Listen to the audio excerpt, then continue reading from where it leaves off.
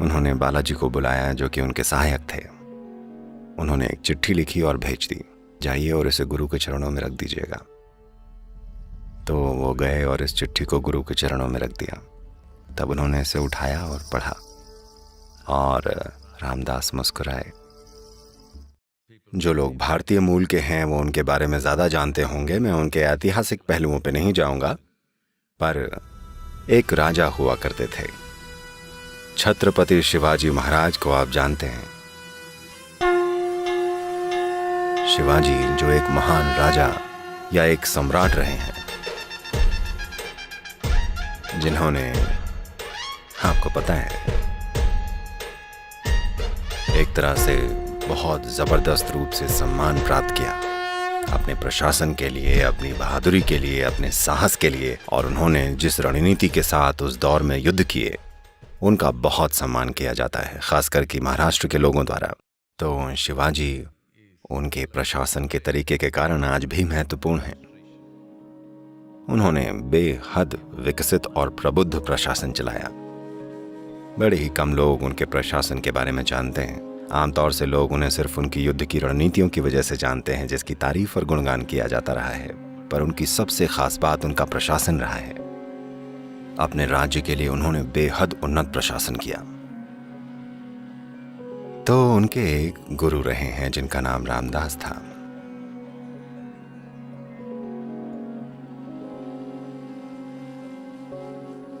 एक दिन शिवाजी अपने महल की एक बालकनी में खड़े थे। उन्होंने देखा कि उनके गुरु हाथ में भिक्षा का पात्र लिए घर घर जा रहे हैं, भिक्षा मांग रहे हैं। फिर उन्होंने सोचा, ये मेरे गुरु सड़कों पर भिक्षा क्यों मांग रहे हैं? मैं एक राजा हूं, मेरे गुरु सड़कों पर भिक्षा नहीं मांगने चाहिए उन्हें तो। फिर उन्होंने बालाजी को बुलाया जो कि उनके सहायक थे। उन्होंने एक चिट्ठी लिखी और भेज दी, जाइए और इसे गुरु के चरणों में रख दीजिएगा। तो वो गए और इस चिट्ठी को गुरु के चरणों में रख दिया। तब उन्होंने इसे उठाया और पढ़ा और रामदास मुस्कुराए। और अगले दिन वो महल में आए और बोले, इस चिट्ठी में शिवाजी ने लिखा है कि मैं अपना पूरा राज्य आपके चरणों में रखता हूं। आप इस राज्य और मेरे साथ जो भी करना चाहें वो कर सकते हैं। तो रामदास बोले, अब जब आपने अपना राजपाट त्याग दिया है और ये मुझे दे दिया है, तो आप क्या करने की सोच रहे हैं? तो शिवाजी बोले,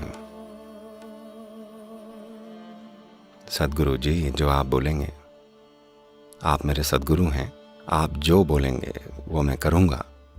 और मैं सिर्फ आपके आसपास रहकर आपकी सेवा करना चाहता हूं, मैं बस यही करना चाहता हूं। फिर रामदास के पास एक और भिक्षा का पात्र था। वो बोले, ये लो। और दोनों सड़कों पे भिक्षा मांगने निकल गए, सम्राट और गुरु दोनों। लोगों ने जब गुरु उनके घर पे आते थे वो सोचते थे ये सिर्फ कोई भिक्षुक हैं और जो दे सकते थे वो दे देते थे। Now the emperor has come with great respect. They gave whatever they could. अब सम्राट खुद आए हैं, बड़े सम्मान के साथ वो जो कुछ भी दे सकते थे उन्होंने दिया। ऐसा सिर्फ आजकल होता है कि जब कोई भिक्षुक घर आए तो लोग उन्हें पका हुआ खाना, बचा हुआ खाना और हर तरह की चीजें देते हैं। पर इस संस्कृति में अतीत में ऐसा कभी नहीं किया गया था। वो सिर्फ सामग्रियां, अनाज देते थे, चावल, दाल, है ना, या कुछ ऐसा। तो अपना खाना वो खुद जाकर पकाते थे और खाते थे। तो जब उनकी भिक्षा मांगने का काम खत्म हुआ तो वो नदी के पास गए और गुरु ने एक साधारण सा खाना तैयार किया। उस दिन मिली भिक्षा की सामग्री से एक सरल सा खाना बनाया। और फिर उनके खाना खाने के बाद जो कुछ भी बचा हुआ था, शिवाजी ने, जो अब राजा नहीं है, खाया। फिर वो दोनों एक पेड़ के नीचे बैठे और शिवाजी ने मुस्कुराते हुए कहा, अब जब आपने मुझे केवल 24 घंटों में ही एक भिक्षुक में बदल दिया है आप मेरे साथ और क्या करना चाहते हैं? तो रामदास बोले, इसको घेरव कहते हैं, भगवा रंग के कपड़े का एक टुकड़ा। उन्होंने ये भगवा कपड़ा उन्हें दे दिया। ये उनके शरीर पे था, इसे निकाला और शिवाजी को दे दिया और कहा, इसे अपने ध्वज की तरह इस्तेमाल करना और वापस जाइए, देश पर राज कीजिए और इतना याद रखिएगा कि ये राज्य आपका नहीं है।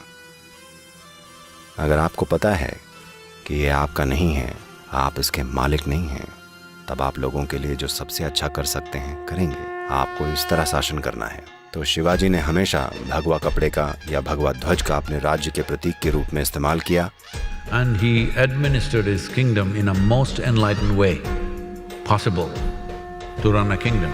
और उन्होंने अपने राज्य पर हर संभव तरीके से प्रबुद्ध रूप से शासन किया। मैं आपको ये कहानी क्यों सुना रहा हूँ? शिवाजी की महिमा इतनी बड़ी हुई, वो इस देश के दिलों और दिमाग में बसते हैं,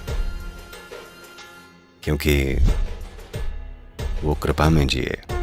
उन्होंने कई सारे युद्ध लड़े, पर बिल्कुल संतुलित रहते हुए, कभी गुस्से में नहीं, कभी नफरत में नहीं, कभी कहीं भटके नहीं, बस वो किया जो जरूरी था।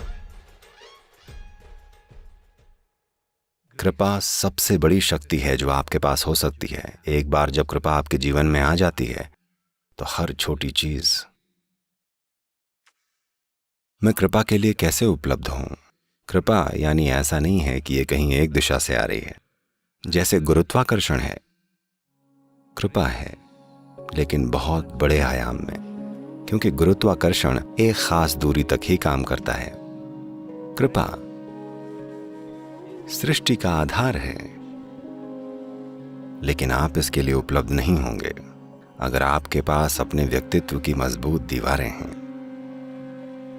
अगर आप निर्मोही हो जाएं, तो धीरे धीरे दीवारें गायब हो जाएंगी और इससे कृपा पैदा होगी। आप में हर चीज कृपा पैदा करने लगेगी।